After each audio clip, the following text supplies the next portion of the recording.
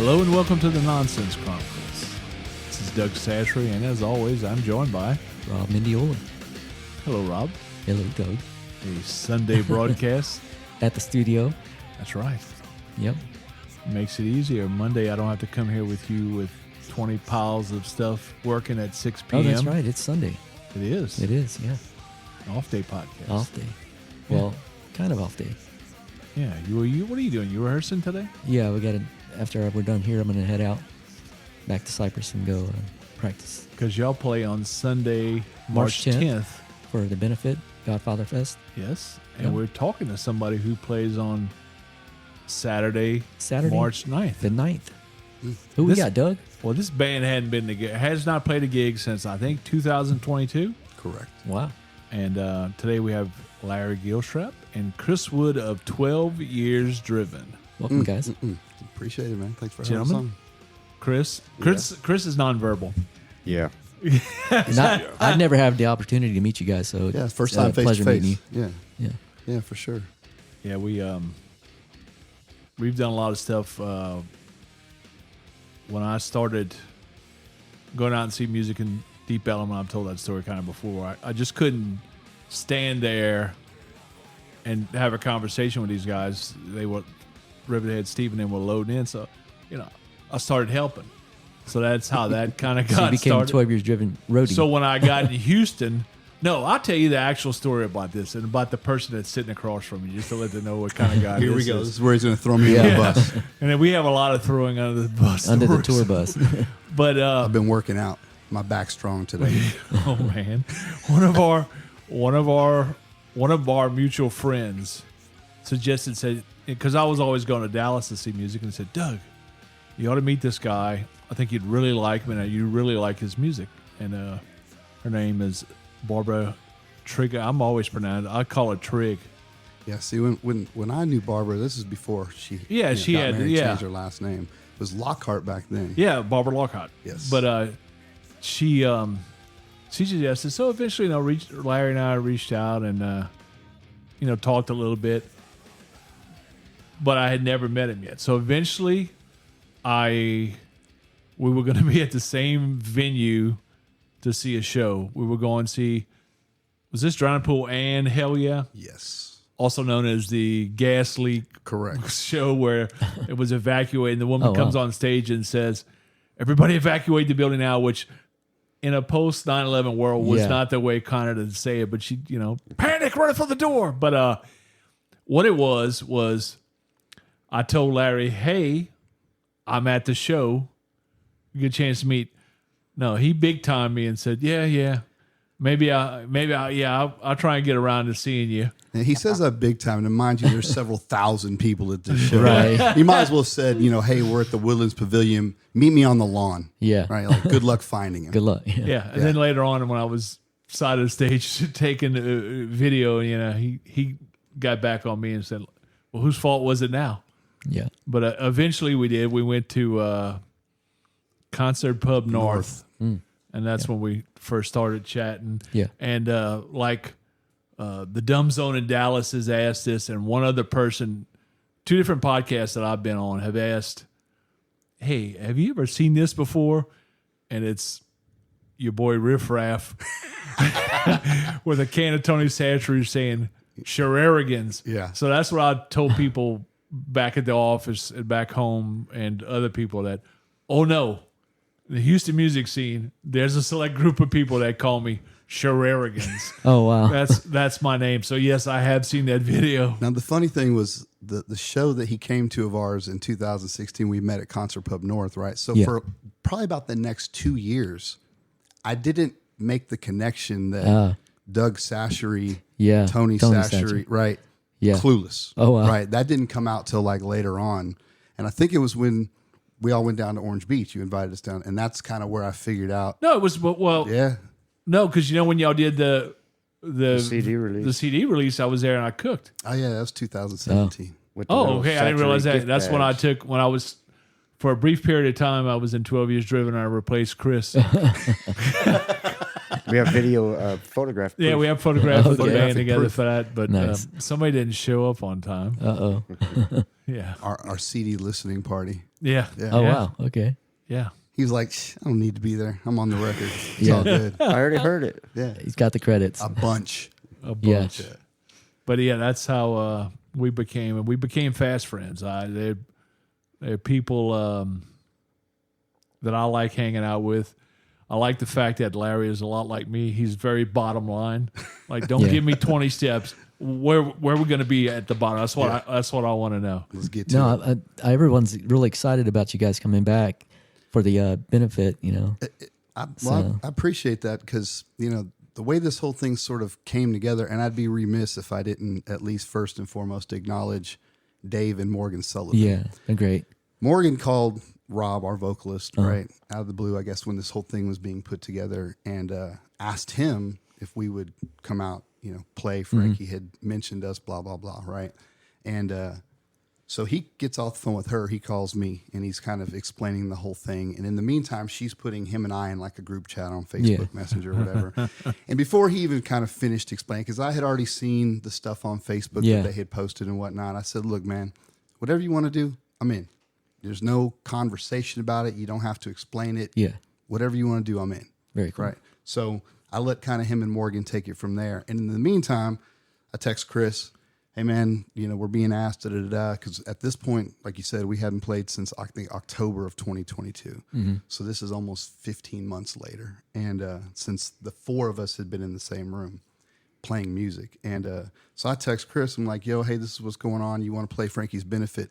His response, and I don't know if you guys are going to have to edit this, but he was like, fuck yeah. And that was Awesome. it, right? It was, Yeah. And then from there, it was, you know, a formality getting with Aaron and saying, hey, bust out all the shit. You know, we got to start doing a few rehearsals. So we've had it last 2 weekends. That's what we've been doing over at the Kissing Judas compound, is putting some reps in. And I really kind of expected it to be a bit more of a train wreck considering how long it had been since we had all played, but it actually went way better than I Had y'all anticipated. been keeping busy, you know, outside of this project? Not at all. Not at all.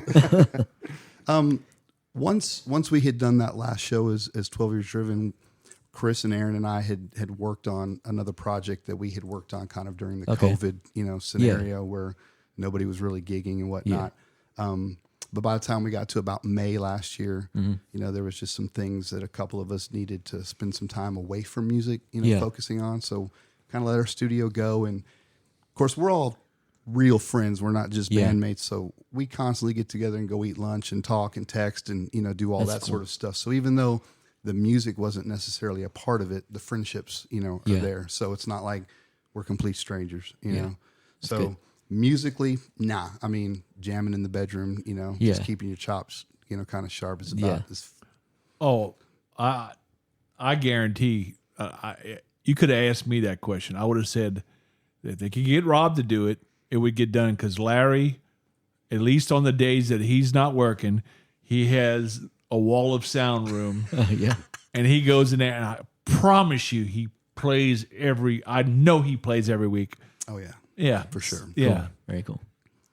So, yeah, as far as any sort of musical projects or whatever, not officially, you know, nothing going on like that. But it is kind of interesting over the last 4 or 5 years of doing both 12 Years Driven on and off, and then pursuing, you know, side projects and whatnot. I feel like we've got a whole ton of music. Like we had tracked a whole record for 12 Years Driven that ended up never getting released. We never quite finished all of the vocals. We never, you know, so there's a lot of music that obviously included Adam, you know, who's now coming up on a year since he's passed. Right. And that in retrospect, I kind of wish, you know, but you know how it is being in bands, right? Yeah. There's a reason that most bands use outside, whether it's producers, engineers, whatever, instead of necessarily doing things in-house, because we are about the biggest group of procrastinators of all time. Yes, it's because everybody's working. Everybody has full-time jobs, and carving out the additional time that's required to really see a project fully through, especially when you're talking about, you know, a full-length record. Just managing the whole process. Yeah, you need help with that. It's huge. I want that damn song. I want it. I need that file. But you know, to be honest with you, one of the songs on that new album, they had some good stuff on there besides that, but because their singer is a self-hating SOB, and he has a beautiful, rough voice. He's changed that song like 50 damn times. I would have taken the original version of it. That's just creative people in general. Oh my God, yeah. We're never finished. Never. You know? No. Man, there's stuff on our first, EP from 2012 that he would still be working on, Right. having not just it's done and you jerk him out of the booth, right? Because otherwise, That's why I've never recorded anything. 'Cause yeah. I would want to change it again. Yeah. He is very much like that. He is out of all of them, I've never seen. They all have their picadillos, but he's the one that. Well, Kris, you've been on both ends, right? So you've tracked records as a band member, and you've also been on the production side helping other bands track their records. Yeah. What do you feel like the difference is between the two? Money. Money, Yeah. first Yeah. and foremost? When you're tracking someone else's, they run out of money. When it's your own, you never run out. You just keep doing it and doing it. And doing Yeah. It. But, what I've learned after doing, 4 different EPs with this band is that you just have to agree to all be mutually equally unhappy. Yeah. You just got to be like, okay, let's call it. Yeah, nobody's Yeah. ever going to 100% get what they want. Yeah. Right. So, And there's so many songs that people have on albums that they hate, and those are like their number ones, right? Yeah. So, Yeah. you can't really trust how you feel about it personally.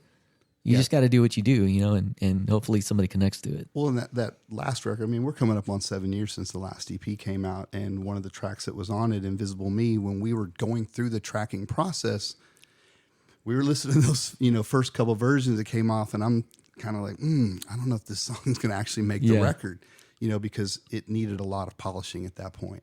And the funny thing was, I think we were more prepared going in doing that record than any other one that we had done. And even at that point, when you're hearing back those first rough mixes, you're like, I don't know, And because for me, it felt like that was so far outside of anything we had ever done before. And then It's it a makes melodic, yeah. and it's their top played record Yeah. released on Spotify. It makes the cut, and then that's the song everybody seemed to have Right. gravitated towards. And I'm like, That's how why did that happen? you got to kind of let that control go a little bit, which is hard. Yeah, was- I've learned that I don't know what other people like. Right. That's the truth there. Just doesn't make any sense. You got to just do what's making you happy, right? And Yeah. then hopefully make somebody else happy. And when that song was performed live, I always look forward to, because I just love the way that Adam hit the "Why Try," and then eventually became Yeah, a you were thing talking where about that. Chris would F with him. Because I can't sing a note. And I'd creep up behind him and yell a real foul note in his ear so he couldn't find Yeah. the pitch to How funny. Nothing like sabotaging your own performance. Yeah. I've had a couple people do that to me though. You're on stage playing live, trying to do your backing vocal part, Yeah. and even with the in-ears, like I typically will like to wear one, and I'll leave the other Right. one out because I still want to hear some Right. ambient Ambient. stage sound. But when you got that person who's had a few too many shots or beers, and they run up on you and they're, You need to give him guys. more riffs, Yeah. evidently. apparently so. There's a Yeah. reason we don't give him a mic, Yeah. But he's This is going to true. find one. He's going to find one. That's why I didn't drink today. Oh, there Yeah. you go. There you- See, but no, it's had a lot of fun with them. It was always, and everybody in that group was always good at taking shit. There, I said it. And they poking fun at each other because you love all these people around you. We talked about, we did the Rocklahoma. Yeah, you're wearing the shirt today, Yeah, I am wearing a shirt. 2019. I can actually fit into it. And we went in 2019, and it was one hell of an experience. We had a great time. They were supposed to play one night. They asked them to come back and play the second. Correct. Wow. And And we almost died in a tornado. yeah, the second night was I've heard that story. yeah, Complete washout. yeah. But the thing is, the most important thing is we got our tent down, and people that didn't, they got shreds. They got, all it torn left. down. Yeah, it got torn down. But Yeah. no, it's always been fun, and we talk about Adam, and I always want to, because I just loved so many great memories. I'm not I'll frown now and then, but he left gold, man. But we would,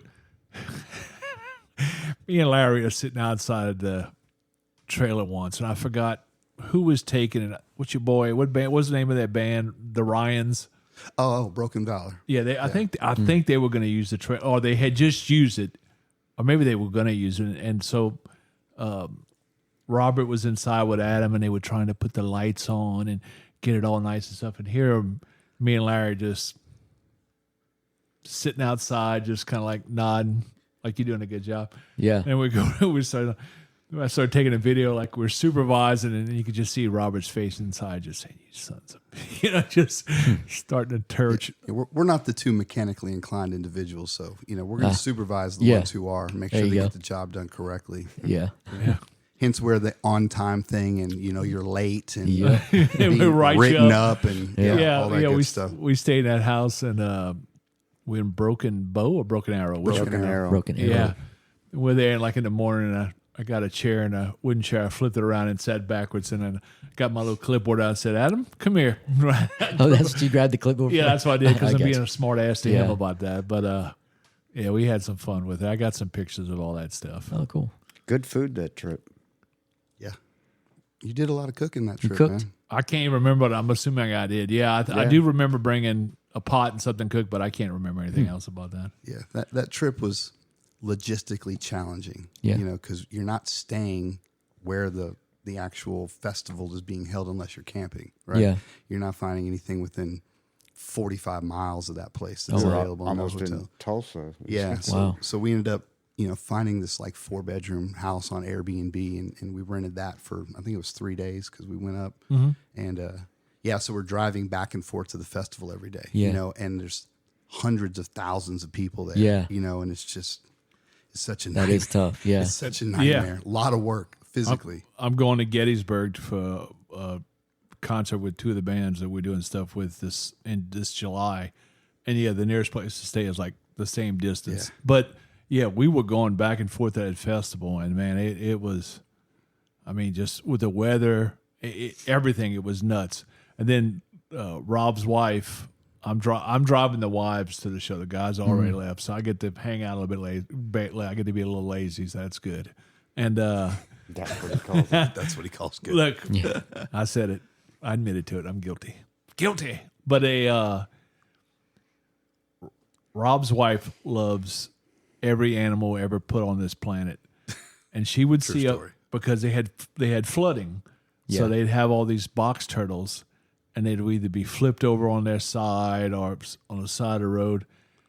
She wanted me to stop, and I swear to God, we couldn't go 4 minutes on a 45-minute or whatever drive normally without stopping, so she could get out. Oh, it's dead. Oh, it's dead.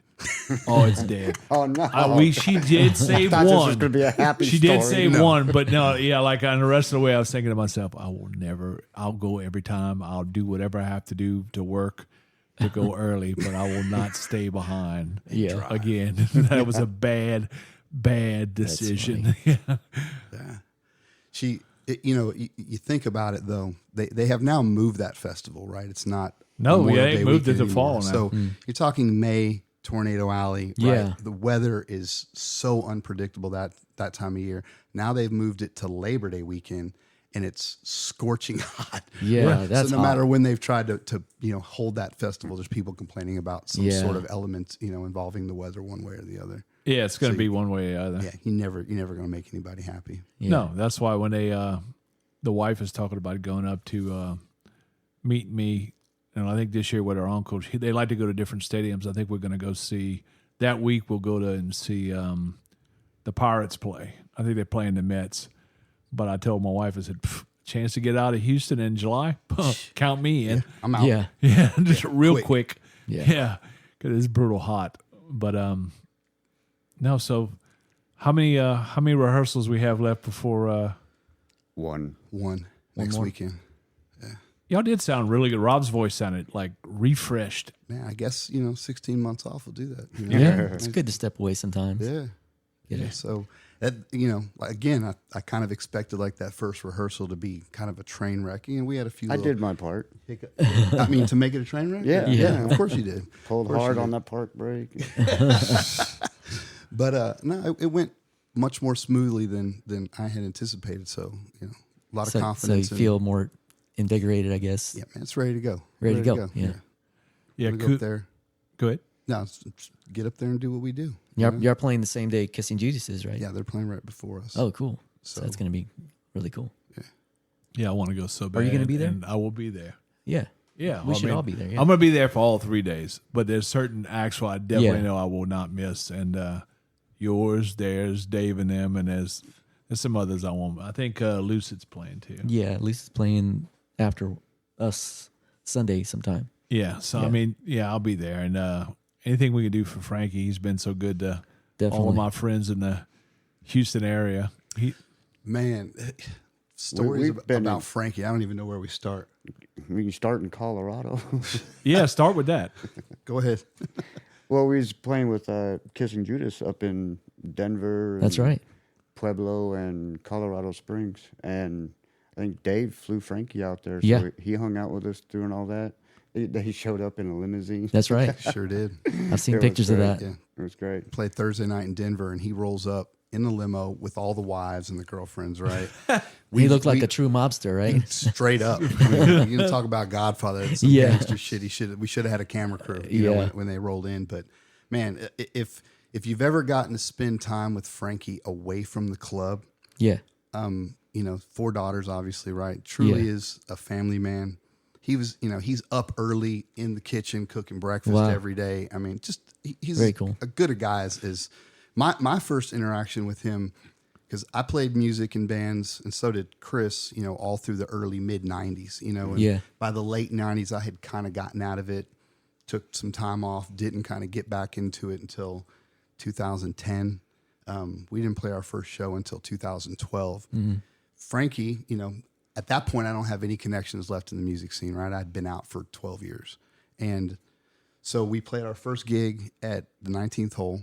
And it was funny because I was listening to that podcast this morning you guys did with him and Shane, and he referenced Mike Prunetta.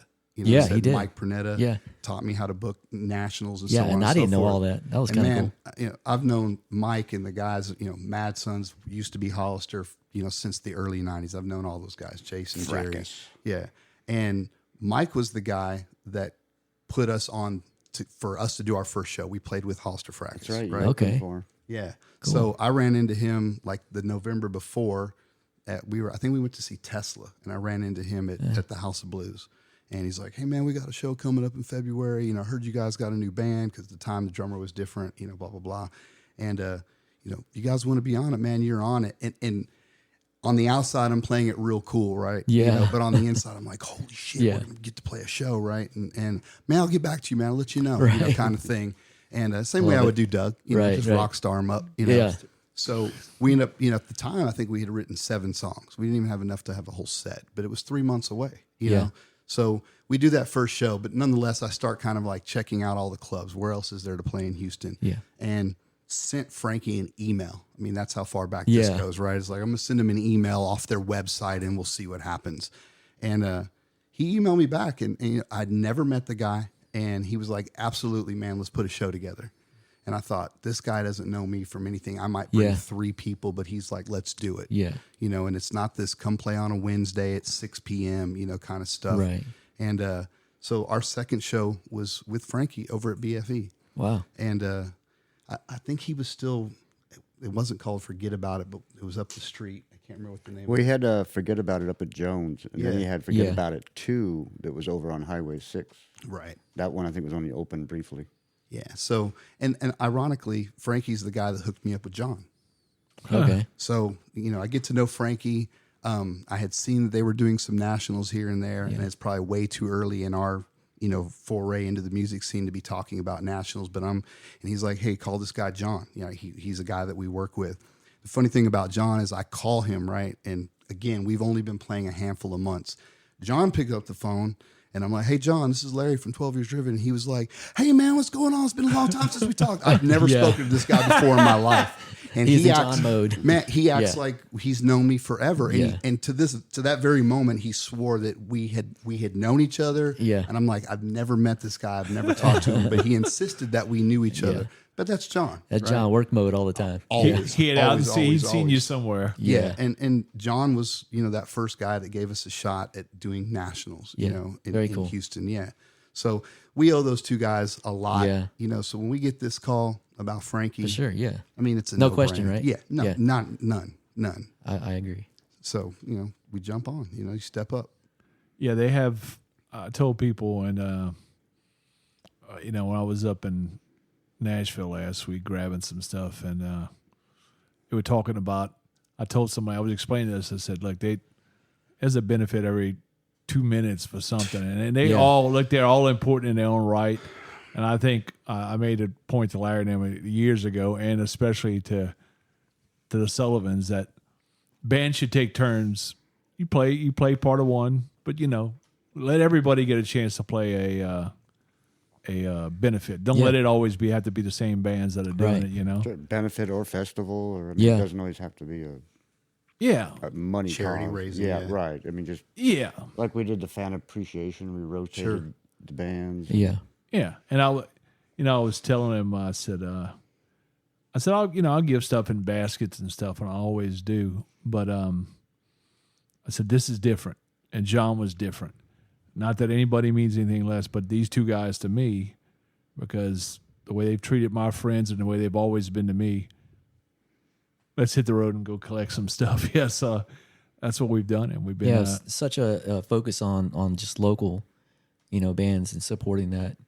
You know, it's pretty important yeah, for community, band community. and like Frankie said in that story, and that dude's got a long history, man. Oh yeah, a lot of different stuff, and you know, like I said, when he told me years decades. ago, he had worked in the grocery business and all that. I was like, Yeah. he's been around, man. He knew the grocer that you were mentioning. Oh from yeah, New York. A&P. A&P. A&P. He's like, did you say A&P? Yeah, I knew Yeah, would he was know. shocked. Yeah. You know, I had heard, you know, it kind of subtly floating around that he had been dealing with that scenario for a while, but until he came on your podcast and said, Yeah. "Hey, man, for 2 years this has been going on," Yeah. and I didn't say anything because so many other people were dealing with their own situations Right. that were already out there. They had, you know, kind of let the public know there was things going on, you know, John's behalf, and, Right. and you know, and for us personally, with Adam's situation, you know, even though technically he had left the band,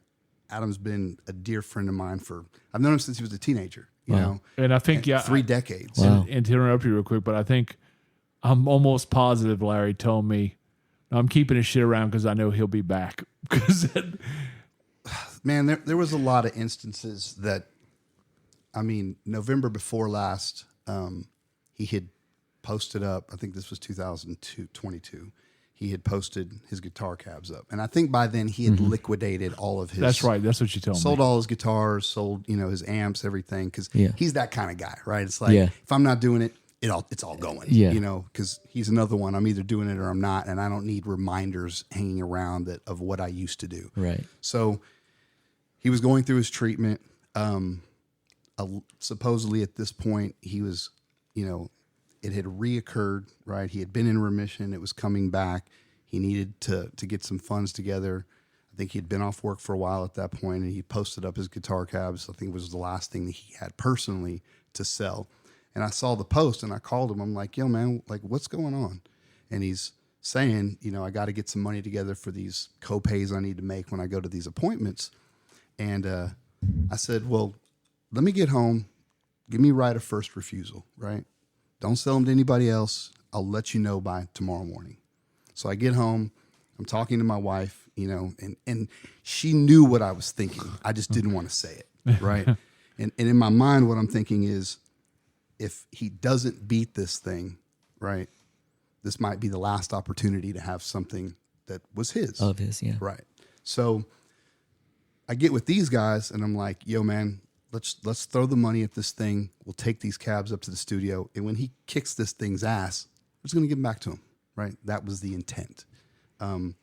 So I called him the next morning. I'm like, yo, man, I'm going to come get that this weekend. So I went over there and gave him the money. And it wasn't about the money. Yeah. We took the cabs up to the studio, and I think they sat over there against the wall for months. I mean, that was November. He eventually passes 4 months later in March.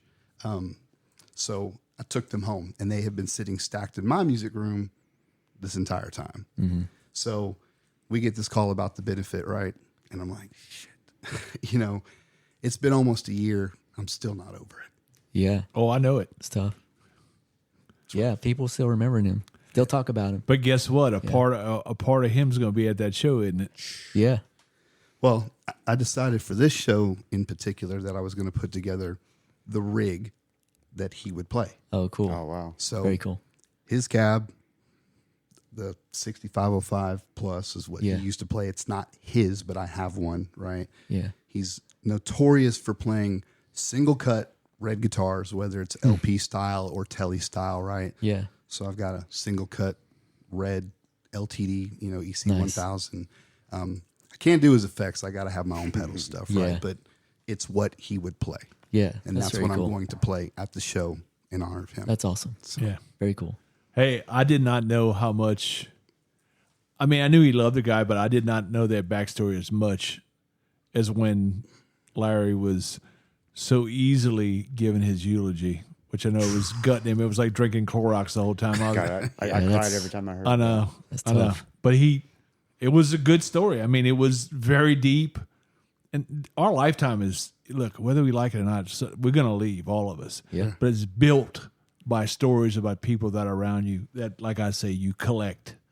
And it was fantastic. I loved everything. I knew it was fucking killing him, but I loved it because of the story he told, and also because it was killing him. I kind of felt, that's good. He'll get a little punch. Adam's probably laughing at this, but no, everything about it I love, man. Yeah, it's good when you leave stuff for people to remember, Well, the focal point of what I said that day was more about, I knew there wasn't anybody sitting in there who was listening to my stories who wasn't thinking about their own stories, Yeah. right? Their own, For sure. because we all draw a parallel to some degree, right? With listening to somebody talk about the same person that that you've Yeah. done your own things with, right? So yeah, in that sense, it's, and there's obviously you were there and Kris was there, and there's a certain amount of smart ass that was, laced in there, because if the Simmons family, Steve and Evelyn and his brother Steve, right, and his sister Heather, I've known them. I used to eat dinner with them. I mean, we go way They back. are beautiful people, man. And they're a bunch of smart asses. Oh, yeah, they are. And they come by it honest, Yeah, in and, fact, and that's what I love about them. That day I was meeting someone for the first time, and yeah, we were being smart asses right there. yeah. So, and that made me feel very comfortable because I because just you're a smart ass. yeah, Yeah. for sure. and Adam is part of them, Yeah. so Yeah. that was right there in front of me. So yeah, That's good. I felt that right away. Yeah, so that's good. Yeah. Very cool. It was definitely even through the years when he left the band once or twice, right? When he was still here, there's always this thing in the back of your head that you go, doesn't never have to really be over, right? He'll come back. Oh, yeah. See, that's what I was. And he would. Well, you know how bands That's are. what, Oh, yeah. That's what I was 100%. saying before. But besides his fight, I just knew that in your head, you said, "Oh, that son of a bitch will be back." Yeah, for sure. And Well, just leaving the door open is always a good thing, Sure. especially the bands, Right. well, He's got and tenure. yeah, Yeah. and his reasons for leaving at the times that he did, were the right thing to do. Yeah. Absolutely. He's been a single dad pretty much Yeah. his daughter's entire life, and more often than not, that was the driving force behind. I have to decide between things that I'm going to do with her, and then my own Yeah. personal interests. And you got to respect that too, Oh yeah, he was. The people go, He was "Hey, golden on that. I need to step away for a minute." Sure, You got to respect him for that, sure. Yeah, he was golden on that. I Yeah. mean, you couldn't touch him. The reasons why he did it was for his kid, and that was fantastic. His kid was playing roller derby. He was there. He was at every damn game. So That's I mean, cool. he invested that time. So Did you see that acoustic guitar I gave his daughter at the funeral? I probably did, but forgot. That was his guitar Oh, cool. Nice, that I bought from him like in '94. Oh, wow. That's special. nice job, I've had dude. it this That whole is. time. Very cool. Matter of fact, I took a picture of it and sent it to his mother. And I said, "Do you know what this is?" And she's like, "Yeah, that's Adam's guitar." After 30 years, she's like, "Yeah, it's Adam's Wow. guitar." And I said, "Well, I'm going to give it to Brianna," because I went looking, in the scene for anybody Yeah. who may have bought, and of course came up completely empty Yeah. because I'm sure majority of it was strangers, who Yeah. don't know. Mm-hmm. And it dawned on me, I'm like, I still got this damn Washburn acoustic guitar that I bought from him way back in the day, you know, and I was like, I'm gonna give it to his daughter. That's awesome. So I gave it to her at the service. Very cool. So she at least has something. Yeah, that was his. Oh, that's got to mean a lot to her. Yeah. Yeah. You know, it's we talked about you know, Frankie and you finding out. Yeah, I think just because, you know, that Italian hard-headedism, just like my buddy Pete Ocello, but they Pete's a good dude though. he is a good dude. Love him. And they Frankie did not want to make a big thing about him being sick because John was sick at the time. Yeah. And he hid Yeah, he hid did. it. So the Only a focus could select be on few John. knew. Yeah, so the focus Yeah. could be on John. Sure. And Yeah, how selfless is that? Yeah, for sure. I love these son of a bitches that we know, man. We know some good people. See, what most people don't know though is without disclosing necessarily where I work and what I do, his daughter Annette, his youngest one, she works at the same company I work for. Oh, okay. I did not know that. So I've been getting firsthand information as far as his condition and how things have been going for several months now. You know, you think that Larry's out of the cycle, like he doesn't know shit. He's in. I called him to tell him something about Adam, and like he's telling me, like in my head, he's like he's like slapping me away like a fly. Shut Look, up. boy, I've been here a long time. Go back to your corner. Sit down. Yeah, so he might not be around, but he's still got his finger on the pulse. What's going on? It's like we were talking about before, you know, we actually started the podcast. It's like, you know, at this point, man, you know, the social media thing, the music scene thing, as long as some of us have been doing it, I just kind of kick back and watch from afar. Yeah. You know, and you root for people. You know, I don't necessarily have to know you personally. Until today, I have never met you, Rob. I watched your ordeal unfold via social media for the last couple of years, man. And although I didn't necessarily send you a message or anything, in my mind, I'm like, man, I hope he beats this thing. I hope he comes back. And the funny thing is, I appreciate that. While you were going through your situation, my boss at work almost died from the same thing. Oh, yeah. A lot of people affected. Oh, yeah. Yeah. I try not to take it personal. That's why me and Doug always have that conversation. You know, it's like, man, a lot of people dealt with it. You know, it's like, sure, I'm still here. I'm still moving forward. Yeah. So that's really all that matters. But that's how that is actually, I was doing from afar too. And then Spring had a benefit that I couldn't wait for him when he actually got out and was out that first time to meet him. Yeah. I mean, I'm one of the lucky ones the way I see it. For sure. You know, For sure. so. And once I acquired him, you know, I locked him into that podcast life. Yeah, and I think the first show back was at BFE. You know, Frankie let me come back out there. Not surprising, you know, right? with the hose and everything, you know. Right so, on. So that's very cool. For sure. But yeah, definitely honored to be playing on this. You know, as I'm sure you guys are. Oh man. Yeah. And Frankie loves heavy metal. Yeah. Oh yeah. Yeah. You For know? sure. For sure. Yeah, Frankie's got his favorites, and 12 Years Driven guys Yeah. would be right there among them, you know. But yeah, it's going to be a good time, man. Like I said, that's March 8th, 9th, and 10th at BFE Rock Club in Houston, Texas. For those of you listening to this podcast outside of the Houston and surrounding area. Oh, yeah. We do have, I'm sure you do. Pakistan and Yeah. here and there, England. Yeah. Oh, so, really? Definitely. I wasn't aware of that. Oh, yeah. I've been Oh, well. looking at numbers. But yeah, they, it's, Well, music's a popular topic, so that's right. You know, I have my friends outside And so food. They love it, you know, and because we were supposed to do this on anything, but our ties are in music and food. But man, we do a lot of music, man. But Of course. because we meet with a group of people, and it was like, well, he has that. Oh, really? Well, I want to do that. Then you've got 3 or 4 that you've got to end up booking, and then you slowly. and then music's the only thing I know anything about. So That's lying bullshit, man. That can't be true. That can't That's be far. true. This is a guy that got out of 3 months in a coma, 3 months in a hospital after that, and I don't know how long. But the second he was healthy, they had a job saying, "Come take it," because apparently the skill set he has, was ready to do it. So I was ready to go, man. Hell yeah. You can't just be at home. There's no way. It's just, No. that's not living. So. It's not. Chris, you got anything to add? No. Because I mean, You ready to go?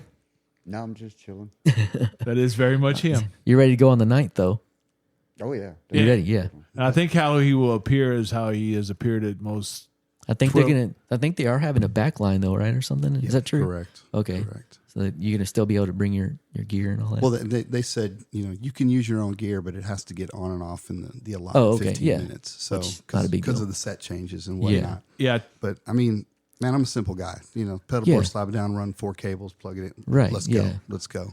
I And if you Drums really is what takes Yes. the time, right? I saw Bill's message, his post. I told him this morning. I said, if I was going to forward that to Larry, but I saw him in a conversation kind of about that about 2 weeks ago. I guarantee he's got it lined out. Yeah, perfectly. Somebody showed up unannounced to our last rehearsal and did his usual, caught like 3.5 songs and bounced. Right. Oh yeah. That's I somewhere to know go. that guy. Yeah, Yeah. for sure. He's the last guy to show up at the restaurant, first guy to get his food, first guy gone. That Yep. is a I know legend. it. That is a legendary story, and I would never have left like that. Except it was just Larry knows it was too good to happen. It was Adam. It was Brianna's birthday. Yep. Everybody Not too was far from here either. Yeah, and it was like a 1 o'clock deal. Everybody's meeting. I'm running late. I know I'm not going to be there till like 1:20. Yeah. And I tell Larry, y'all go ahead and order. No, we're going to wait. Well, finally, go ahead and order. I'll be there, and let me just join. Like I'm running the thing. It's not Yeah. even my Yeah. kid's birthday, But I want him to do the legwork with everybody else. So that way, I really don't have to. I don't have to deal with that crap. I'm putting him in the line of fire for me. Wasn't that thoughtful? But I Sure was. But they get there, so they order. I show up and I walk in. The woman comes up, takes my order. She comes with my food first before them. They had ordered well before me. I ate. I was like, this is too good to let go. Their food hadn't even showed up. And like, well, I'll see y'all later. Yeah, got up and bound. He was there like Wow. 15 minutes max. It was just too good of a story, man. That's crazy. How does that happen? I'm not surprised though. I don't know. No, that's his MO. Yep. That I'm thinking about having a. I told my wife we have some friends that do jewelry, and I'm thinking about having a chain made with some fake stuff because I'm not wearing the expensive, but it has a little nap on it. 'Cause that's what Larry says in my secondary rap persona is little nap. A little nap because he takes a lot of naps. Oh yeah, he Naps does. used to be Yeah. a big does part take- of I it. catch him sometimes. Yeah, no doubt. Yeah. No doubt. He's like, I'm sleeping.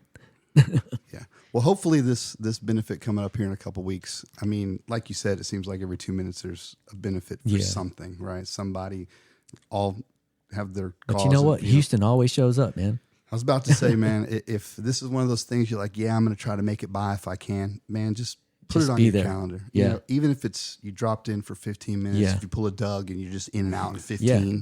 That's or right. you come and you stay a couple hours, man.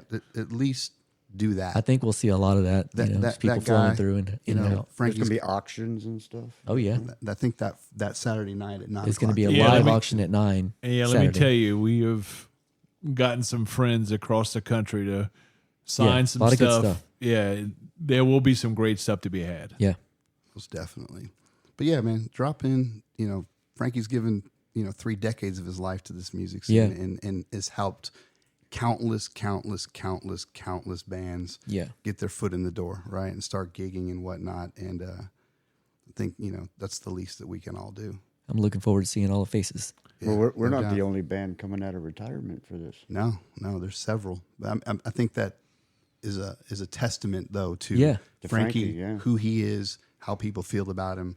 That Yeah. bands who haven't played Well, together. maybe that'll lead to some new music from all you guys. See? Yeah, you know It's how always you know the how hope. that happens. We light the fire and just don't let the killing go out. Like, come on, keep blowing on. Is there a seniors league in this game? Hey, you know the Rolling Stones approved. You ain't, Yeah. you're Hey. never too old, man. I would say this before we close that Godfather Fest is March 8th, 9th, and 10th, as I said. But on March 9th, as Larry would say, 12 Years Driven is going to play, and it is about to go down. That's right. There you go. Hey, thanks for joining us on the Nonsense Chronicles as well. I'm really not drinking. But You're cut off. but yeah, thanks for joining us on the Nonsense Chronicles, and we will catch you again soon. Later. Bye.